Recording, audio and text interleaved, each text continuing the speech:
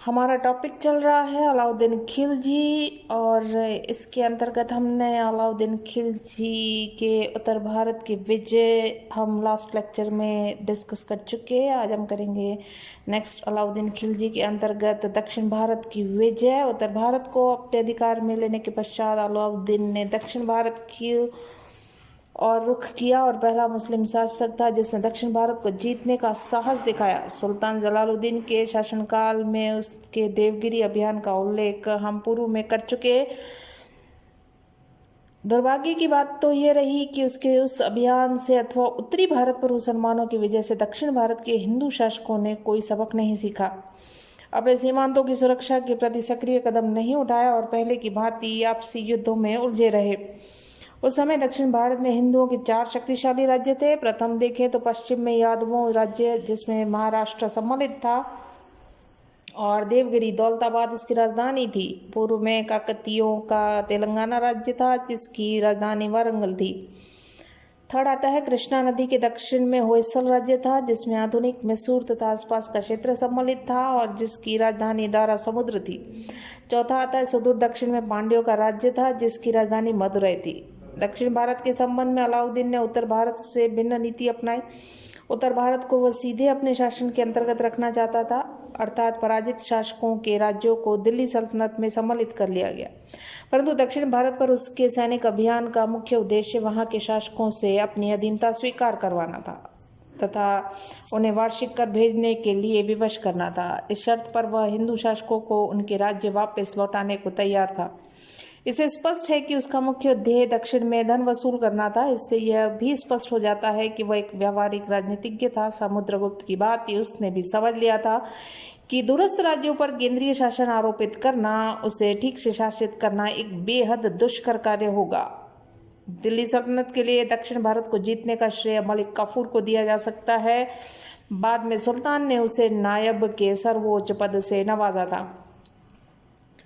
वारंगल का विफल अभियान यह एक संयोग की बात रही कि दक्षिण भारत पर किया गया प्रथम अभियान असफल रहा। 1302-3 ईस्वी में अलाउद्दीन ने नुसरत खां के भतीजे छज्जू और फखरुद्दीन जूना, जो बाद में मोहम्मद तुगलक कहलाया था, के नेतृत्व में एक सेना वारंगल पर आक्रमण करने हेतु भेजी गई। इस सेना ने बंगाल तथा उड़ीसा के मार्ग से वारंगल पर आक्रमण किया, किंतु वहां के शासक प्रताप रुद्रदेव ने मुस्लिम सेना को पराजित करके वापस खदेड़ दिया। अधिकांश मुस्लिम इतिहासकारों ने इस पर आक्रमण का उल्लेख ही नहीं किया है। नेक्स्ट आता है देवगिरी पर पुनः आक्रमण। जलालुद्दीन के शासनकाल में अलाउद्दीन ने देवगिरी के राजा के साथ जो संधि की थी उसके अनुसार राजा ने एलचीपुर क्षेत्र का वार्षिक कर चुकाने का वचन दिया था, परंतु 3 वर्ष से उसने कर नहीं भेजा। इसलिए 1306 से 7 में अलाउद्दीन ने रामचंद्र देव के विरुद्ध दिल्ली में से एक सेना भेजी। इसका नेतृत्व नायब मलिक काफूर को सौंपा गया। मलिक काफूर को गुजरात के बघेल राजा कर्ण की लड़की देवल देवी को लाने का काम दिया गया। देवल की मां कमला देवी अलाउद्दीन के शाही हरम में रही और वह अपनी पुत्री से मिलना चाहती थी। राजा कर्ण ने रामचंद्र देव के यहाँ शरण ले रखी थी और रामचंद्र देव ने उसे बगलाना के छोटे से राज्य का राजा बना दिया। शाही सेना दिल्ली से देवगिरी की सीमा तक जा पहुंची। सुल्तानपुर के निकट राजा कर्ण को ही सबसे पहले मुस्लिम सेना का सामना करना पड़ा। कर्ण परास्त होकर भाग निकला। देवल देवी, जिसे युद्ध के पूर्व ही देवगिरी की ओर भेज दिया गया था, शाही सेना के हाथ पड़ गई। उसे तत्काल दिल्ली भिजवा दिया गया, जहां बाद में उसका विवाह अलाउद्दीन के बड़े बेटे खिजर खां के साथ हो गया। इसके बाद काफूर ने देवगिरी पर आक्रमण किया। शंकर देव ने जमकर मुकाबला किया, परास्त होकर भाग गया। राजा रामचंद्र देव को आत्मसमर्पण करना पड़ा। देवगिरी को के लूट से प्राप्त धन संपदा के साथ राजा रामचंद्र देव को दिल्ली भेज दिया गया। दिल्ली में सुल्तान अलाउद्दीन ने रामचंद्र देव के साथ बेहद अच्छा व्यवहार किया। राय रायन की उपाधि दे दी गई और देवगिरी का राज्य भी वापस लौटा दिया गया। नवसारी का जिला उसको निजी जागीर के रूप में अलग से दिया गया।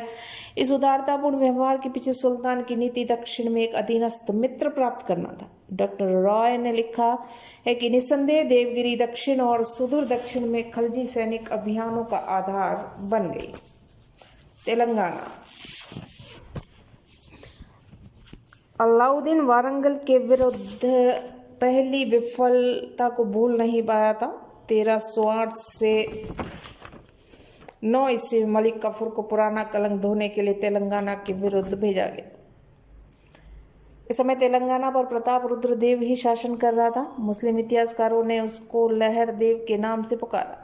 देवगिरी में विश्राम करने के पश्चात मलिक काफूर जनवरी 1310 ईस्वी में वारंगल के निकट पहुंचा। वारंगल का दुर्ग बहुत मजबूत व 2 सुदृढ़ दीवारों से घिरा हुआ। बाहरी दीवार मिट्टी की और भीतर पत्थर की बनी हुई। दुर्ग के चारों तरफ पानी से भरी हुई चौड़ी खाई। काफूर ने वारंगल दुर्ग की सख्त घेराबंदी के द्वारा दुर्ग रक्षक सेना को भारी क्षति पहुंचा दी। कुछ दिनों बाद प्रताप रुद्रदेव को आत्मसमर्पण करना पड़ा और मुस्लिम इतिहासकारों के अनुसार प्रताप रुद्रदेव ने 300 हाथी, 700 घोड़े तथा अपार धन संपदा भेंट किए। वार्षिक कर चुकाने का वचन भी दिया। यदि काफी खां का विश्वास किया जाए तो विश्व विख्यात कोहिनूर हीरा भी प्रताप रुद्रदेव ने इसी अवसर पर भेंट किया था। होयसल राज्य 1310 ईस्वी में सुल्तान अलाउद्दीन ने होयसल राज्य पर आक्रमण करने का विचार किया और उस वर्ष के नवंबर मास में मलिक काफूर को एक विशाल सेना के साथ भेजा गया। इन दोनों होयसल राज्य पर वीर बल्लाल तृतीय का शासन रहा और उसकी राजधानी द्वारा समुद्र अपनी समृद्धि के लिए प्रसिद्ध थी। देवगिरी में विश्राम करने के पश्चात वापसी मार्ग की सुरक्षा का ठोस इंतजाम करके काफूर द्वारा समुद्र की तरफ बढ़ा। दूसरी तरफ वीर बल्लाल पांड्य राज्य की सीमा पर युद्ध में उलझा हुआ था, अतः उसे काफूर के आक्रमण की सही समय पर सूचना न मिल पाई।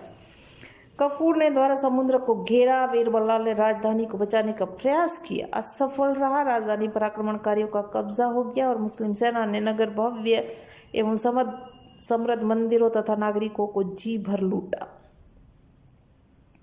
विवश होकर बल्लाल को संधि करनी पड़ी और संधि के अनुसार उसे युद्ध का भारी हर्जाना चुकाना पड़ा। सुल्तान की अधीनता स्वीकार करनी पड़ी और वार्षिक कर चुकाने का वचन भी देना पड़ा। पांड्य राज्य द्वारा समुद्र से काफूर ने सुदूर दक्षिण के अंतिम राज्य पांड्य की तरफ कूच किया। इन दिनों पांड्य के शासन के लिए वीर पांड्य और सुंदर पांड्य नामक 2 भाइयों में गृह युद्ध चल रहा था। कुछ विद्वानों का मानना है कि सुंदर पांड्य ने काफूर से सहायता की याचना की। जो भी कारण हो, काफूर ने राजधानी मदुरै पर आक्रमण कर उस पर अधिकार कर लिया। वीर पांड्य ने सन्मुख युद्ध के स्थान पर छापामार युद्ध पद्धति के माध्यम से शत्रुओं से संघर्ष जारी रखा। काफूर ने काफी दिनों तक पीछा किया, वीर पांड्य को पकड़ने में नाकामयाब रहा। इस बार दौड़ में जितने मार्ग में पड़ने वाले मंदिर थे लूटा, अपार धन अवश्य मिला। अंत में वह दिल्ली लौट गया। इस बार जितनी धन संपदा, हाथी घोड़े अपने साथ दिल्ली ले गया, इससे पहले इतना माल कोई नहीं लाया था। देवगिरी पर अंतिम आक्रमण। राजा रामचंद्र देव की मृत्यु के बाद शंकर देव देवगिरी का शासक बना। वह शुरू से ही दिल्ली सल्तनत का विरोधी रहा। 1311 ईस्वी में जब काफूर वापस दिल्ली लौट गया तो उससे वार्षिक कर भेजना बंद कर दिया, अतः उसको सजा देने के लिए 1313 ईस्वी में मलिक काफूर को भेजा गया। मलिक काफूर को पुनः क्यों भेजा गया, इसका कारण दिल्ली सल्तनत की आंतरिक दलबंदी थी। अलाउद्दीन का स्वास्थ्य तेजी से गिरता जा रहा था और मलिक काफूर की शक्ति दिन प्रतिदिन बढ़ती जा रही थी। यह बात मलिक जहान और उसके भाई अलप खां को पसंद न थी, अतः उन्होंने काफूर को दिल्ली से दूर रखने की योजना बनाई और सुल्तान को देवगिरी के विरुद्ध काफूर को भेजने के लिए राजी कर लिया। शंकर देव ने डट कर शाही सेना का सामना किया। देवगिरी राज्य का बहुत बड़ा भाग दिल्ली सल्तनत में सम्मिलित कर लिया गया। इसके पश्चात काफूर ने तेलंगाना और होयसल राज्यों पर आक्रमण कर उसके शासकों से धन वसूला और फिर वह दिल्ली लौट गया। मंगोल संकट। उत्तर पश्चिमी सीमांत नीति। अलाउद्दीन को अपने शासनकाल में प्रथम 10 वर्षों में मंगोल आक्रमणों का निरंतर सामना करना पड़ा। मंगोल आक्रमण के परिणामस्वरूप पंजाब, मुल्तान, सिंध के प्रांतों में भारी अशांति, राजधानी दिल्ली तथा उसके आसपास के क्षेत्रों को भारी विनाश का सामना करना पड़ा। यह तो उसका साहस और योग्यता थी। इस तरफ से तो उसने मंगोल आक्रमण को विफल किया और दूसरी तरफ हिंदू शासकों को परास्त। दिल्ली सल्तनत की सीमाओं का विस्तार करने का काम जारी रखा। सबसे पहला आक्रमण हुआ है सिंहासन पर बैठने के कुछ महीनों बाद। अलाउद्दीन को प्रथम आक्रमण का सामना करना पड़ा। 1296 ईस्वी में 1296 कादर के नेतृत्व में मंगोलों ने आक्रमण किया। दिल्ली से जफर खां और अन्य अमीरों के साथ एक शक्तिशाली सेना भेजी गई, जिसमें जलंधर के निकट मंगोलों को बुरी तरह पराजित कर उन्हें खदेड़ दिया गया। दूसरा आक्रमण 1297 ईस्वी में देवा और साल्दी के नेतृत्व में मंगोलों ने पुनः आक्रमण किया। इस बार मंगोलों ने सीरी के किले पर अधिकार कर लिया। जफर खान ने प्रत्याक्रमण कर सीरी का किला जीत लिया और मंगोलों को पराजित कर खदेड़ दिया और लगभग 2000 मंगोलों को उनके नेता सहित बंदी बना लिया गया और दिल्ली भेजा गया। जफर खां की विजयों ने उसे लोकप्रिय बना दिया, परंतु अलाउद्दीन और उसके भाई उलुग खां को जफर खां से जलन पैदा हो गई। तीसरा आक्रमण 1299 ईस्वी कुतलुक ख्वाजा के नेतृत्व में 2 लाख मंगोलों ने भारत पर आक्रमण कर दिया। इस बार वे लूट मार के इरादे से नहीं, विजय प्राप्त करने के लिए आए थे। इधर उधर की लूट मार में समय नष्ट न करते हुए सीधे दिल्ली की तरफ आ गए, बढ़त बनाई। दिल्ली के समीप पहुंचे, राजधानी की घेराबंदी की तैयारी। उधर राजधानी की स्थिति, शासन व्यवस्था अस्त व्यस्त होने लग गई। आसपास के क्षेत्रों से हजारों लोग जान बचाने के लिए राजधानी में शरण लेने लगे। मंगोलों की घेराबंदी में स्थिति और भी बिगड़ गई, परंतु अलाउद्दीन ने इस स्थिति में भी अपना साहस और मानसिक संतुलन नहीं खोया। उसने उत्तर की तरफ से मंगोलों पर आक्रमण करने का निश्चय कर लिया और शाही सेना की अग्रिम पंक्ति का भार जफर खां को सौंप दिया, जिसने अपूर्व शौर्य का प्रदर्शन करते हुए हजारों मंगोलों को मौत के घाट उतार दिया और उन्हें पीछे धकेलता हुआ मुख्य सेना से काफी आगे निकल गया। मंगोलों ने घात लगाकर जफर खां और उसके सैनिकों को चारों तरफ से घेर डाला और इस अवसर पर अलाउद्दीन और उलुग खां पास ही युद्ध संचालन कर रहे थे, परंतु दोनों भाइयों ने जफर खां को बचाने का प्रयास नहीं किया। रात्रि के अंधेरे का लाभ उठाकर संपूर्ण मंगोल सेना वापस भाग खड़ी हुई। Doctor KS. लाल लिखते हैं कि अलाउद्दीन के लिए यह दोहरी विजय थी, एक शक्तिशाली मंगोलों पर विजय और दूसरी अत्यधिक शक्तिशाली और महत्वाकांक्षी जफर खां के मर जाने की। चौथा आक्रमण। जिस समय अलाउद्दीन चित्तौड़ का घेरा डाले हुए था, तागी के नेतृत्व में मंगोलों का चौथा आक्रमण हुआ। इस बार भी तेज गति से कूच करते हुए मंगोलों ने राजधानी के निकट पहुंचकर डेरा डाल दिया। मंगोलों ने आसपास के क्षेत्रों को लूटा, दिल्ली के कुछ मोहल्लों पर भी धावे मारे। 2 मास के बाद भी जब अधिक सफलता न मिली तो चुपचाप वापस लौट गया। राजधानी दिल्ली तक मंगोलों के धावों से अलाउद्दीन चिंतित हो उठा। भावी आक्रमणों की रोकथाम के लिए कई कदम उठाए। पंजाब, मुल्तान, सिंध में नए दुर्गों का निर्माण करवाया और पुराने दुर्गों की मरम्मत करवाई। इन दुर्गों में अनुभवी अधिकारियों और सैनिकों को रखा गया। सीमा की सुरक्षा के लिए एक पृथक सेना का गठन किया गया। सीमांत प्रांत में एक सूबेदार स्तर पर अधिकारी नियुक्त किया जो सीमा रक्षक कहलाया। अन्य आक्रमण। अली बेग के नेतृत्व में मंगोल पुनः आक्रमण किया और सीमा रक्षकों से निगाहें बचाकर लूटमार करते हुए अमरोहा तक जा पहुंचे। दिल्ली से काफूर तथा मलिक गाजी को भेजा गया, जिन्होंने लौटते हुए मंगोलों को बुरी तरह पराजित किया। 1305 में गाजी मलिक को पंजाब का सूबेदार नियुक्त किया गया। 1306 ईस्वी में मंगोलों ने पुनः आक्रमण किया, परंतु गाजी मलिक ने उन्हें परास्त कर खदेड़ा। 1307-8 में मंगोलों का अंतिम आक्रमण हुआ, परंतु इस बार भी उन्हें सीमा के पास ही परास्त कर दिया गया। अलाउद्दीन के अंतिम दिन और मृत्यु मध्यकालीन भारतीय इतिहास का महान सेनानायक, साम्राज्य निर्माता तथा कुशल शासक के अंतिम दिन अत्यधिक संकट और निराशा में बीते। कठिन परिश्रम, अत्यधिक भोग विलासिता, ढलती उम्र, रोगग्रस्त बना दिया। वह अपनी बुद्धि और मन का संतुलन खो बैठा, अत्यधिक शंकालु हो गया। उसकी स्त्री तथा उसके पुत्रों ने उसकी देखभाल में उपेक्षा शुरू कर दी, अपने भोग विलासिता में डूबे रहे। सुल्तान ने काफूर और अलब खां को दिल्ली बुलाया और उसने अपनी पत्नी और पुत्र के व्यवहार की शिकायत की। सुल्तान को मलिक काफूर के अतिरिक्त अन्य किसी पर विश्वास न रहा। मलिक जहान किजर खां अलब खां ने काफूर को समाप्त करने का षड्यंत्र रचा, परंतु सफलता नहीं मिली। स्थिति का लाभ उठाया काफूर ने और प्रतिद्वंदियों को अपने रास्ते से हटाने का कुचक्र रच डाला। अलाउद्दीन को विश्वास दिलाया कि मलिक जहान किजर खां अलब खां उसे खत्म करना चाहते हैं। सुल्तान की स्वीकृति के साथ काफूर ने किजर खां को ग्वालियर के दुर्ग में, मलिक जहान को पुरानी दिल्ली में बंदी बनाया, अलब खां की हत्या करवा दी। इसका परिणाम बुरा निकला। अलप खां के सैनिकों ने गुजरात में विद्रोह कर दिया और चित्तौड़ के राणा हमीर ने स्वतंत्रता की घोषणा। देवगिरी में हरपाल देव ने मुस्लिम सेना को खदेड़कर स्वतंत्रता की घोषणा कर डाली। इन सभी घटनाओं ने अलाउद्दीन के स्वास्थ्य को और गिरा दिया और जनवरी 1316 ईस्वी में उसकी मृत्यु हो गई। अलाउद्दीन खिलजी की प्रशासनिक और आर्थिक सुधार देखें तो राज्यत्व का सिद्धांत। बलबन की भांति अलाउद्दीन की सुल्तान पद की प्रतिष्ठा बढ़ाने वाला शासक, वह भी राजा को इसी पृथ्वी पर ईश्वर का प्रतिनिधि मानता, अर्थात वह राज्यत्व में देवत्व के सिद्धांत को मानने वाला था।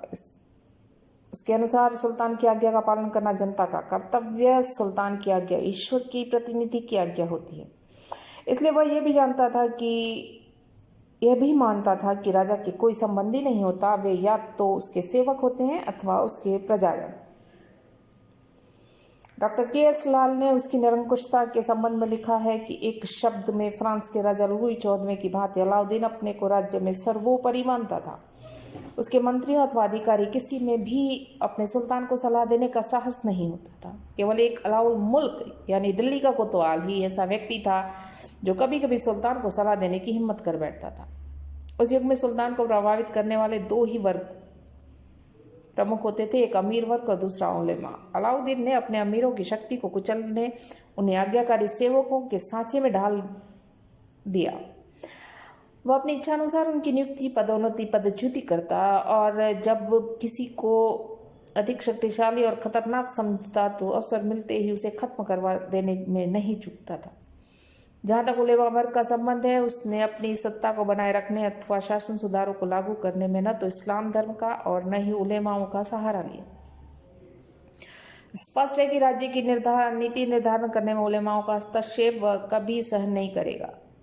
काजी मुगुसुद्दीन के साथ बातचीत करते हुए उसने कहा था कि मैं नहीं जानता कि इस्लामी कानून की दृष्टि में क्या उचित है और क्या अनुचित। मैं राज्य की भलाई अथवा अवसर विशेष के लिए जो उपयुक्त समझता हूँ उसी के करने की आज्ञा देता हूँ। अंतिम न्याय के दिन मेरा क्या होगा यह मैं नहीं जानता। इस प्रकार अलाउद्दीन पहला मुस्लिम शासक था जिसने धर्म को राजनीति पर हावी नहीं होने दिया। इसका यह अर्थ कदापि नहीं कि वह एक सच्चा मुसलमान नहीं था। वह अपने धर्म में श्रद्धा, विश्वास रखने वाला पक्का मुसलमान था और धार्मिक मामलों में उलेमाओं की राय का सम्मान करता था, परंतु उसके राजत्व का सिद्धांत एक निरंकुश स्वेच्छाचारी सत्ता का विकास करना था।